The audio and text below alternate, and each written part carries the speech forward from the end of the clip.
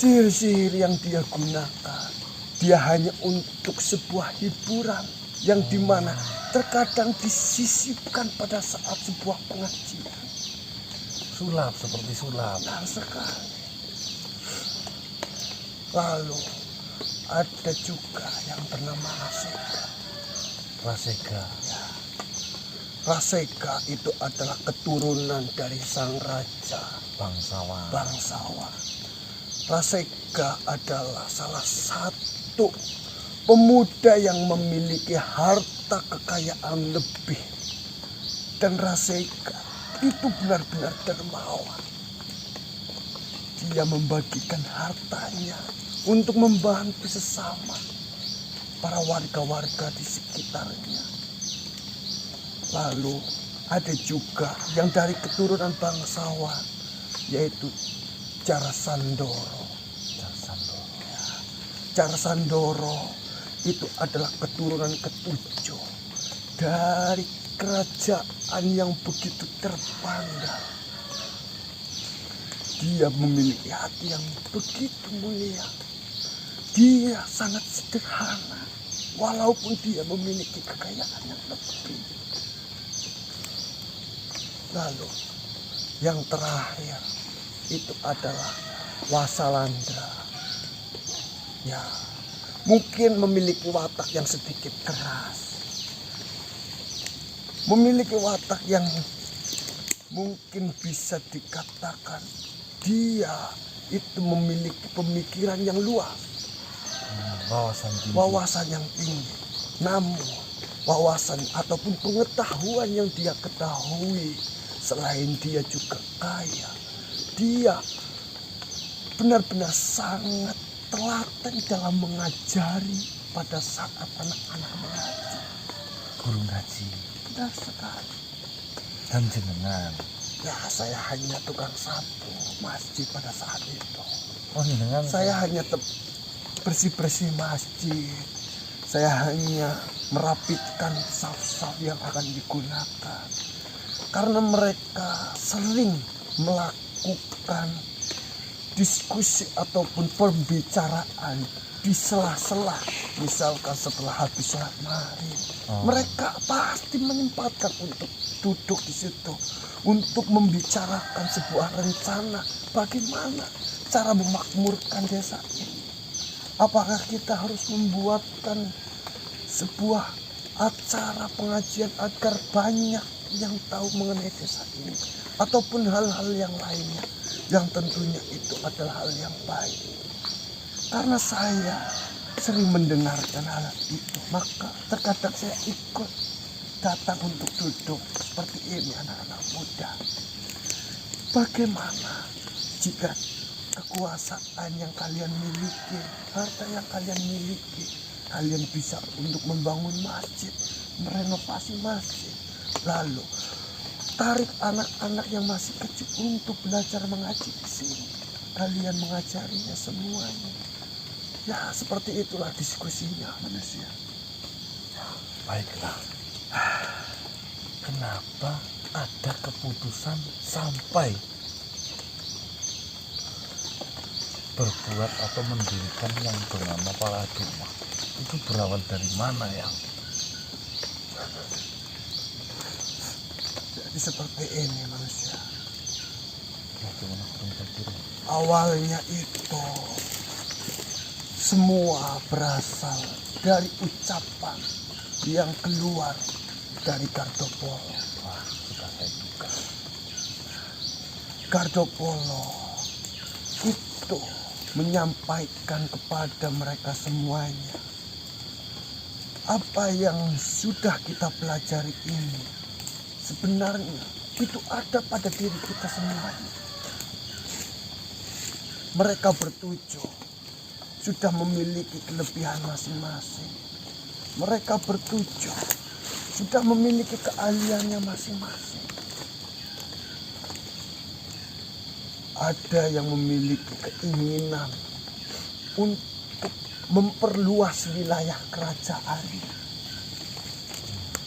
Ada yang memiliki keinginan untuk memakmurkan desanya. Namun di sini sejujurnya permasalahan juga timbul dari Haydn Samiro.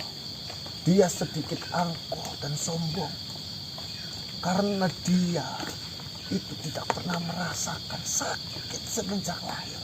Ya, itu sudah saya dengar. Dia tidak pernah merasakan sakit sedikit, bahkan waktu terkena benda tajam tangannya dia tidak merasakan sakit apapun. Kelebihan dari Itu Tuhan. adalah salah satu kelebihan yang dimiliki oleh Haydn Samiro ataupun Haydn Samiro. Berawallah dari Gardopolo yang mengetahui ilmu bahwasanya Tuhan itu tidak pernah merasakan sakit. Terdengarlah oleh Haydn Samiro dan mereka berdiskusi, jika kita ingin mencapai tujuan kita masing-masing, kita harus mengumpulkan banyak sekali umat. Sedangkan para makhluk di dunia ini itu sebenarnya bodoh-bodoh.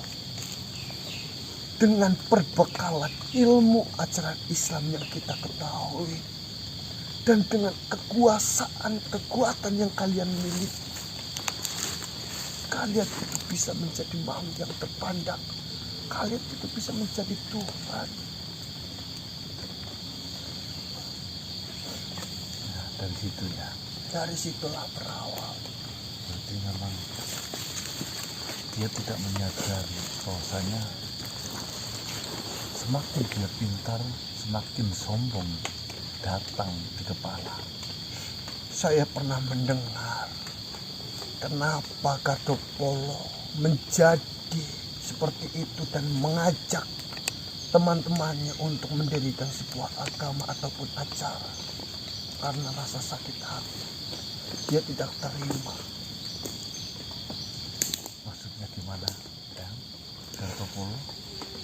Jadi setahu saya, dari informasi yang saya ketahui, pada saat itu Gardopolo begitu frustasi, begitu sakit hati karena pacar ataupun wanita kekasih yang dia cintai itu meninggal dunia. Dan kabar yang saya dengar, jasadnya belum pernah ditemukan sampai detik ini.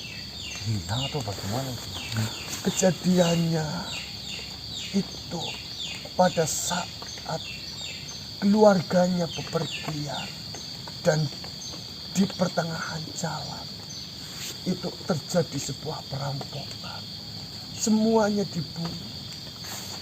Jasad dari kedua orang tuanya, bahkan adik dan kakaknya itu ada di situ. Namun jasad dari wanita yang dicintai Gardopolo itu tidak ditemukan sampai detik ini. Itu kabar yang saya ketahui. Sehingga Gardopolo sempat menyalahkan Tuhan, bahwasanya Tuhan tidak adil, Tuhan tidak benar. Kenapa Tuhan membuat saya merasakan sakit hati ini? Dari situlah Gardopolo mengajak teman-temannya bahwasanya ajaran yang sudah kita pelajari selama ini itu tidaklah benar. Ditambah lagi Haydn Samiro merasakan sakit hati yang ditolak oleh wanita yang dicintai. Baiklah yang Siti. Dari apa yang tadi jenengan ceritakan, berarti saya tarik kesimpulan. Satu, di balik 7 makhluk pendiri dari para Aduma, memang mereka sudah memiliki bidangnya masing-masing. Contoh ada tabib, mungkin mereka gunakan untuk menyembuhkan para umat. Ada yang ahli sedekah karena kaya raya, mungkin itu digunakan untuk memberikan atau mengabulkan doa-doa para umatnya. Karena saya dengar yang paling diincar itu kaum mohon maaf miskin.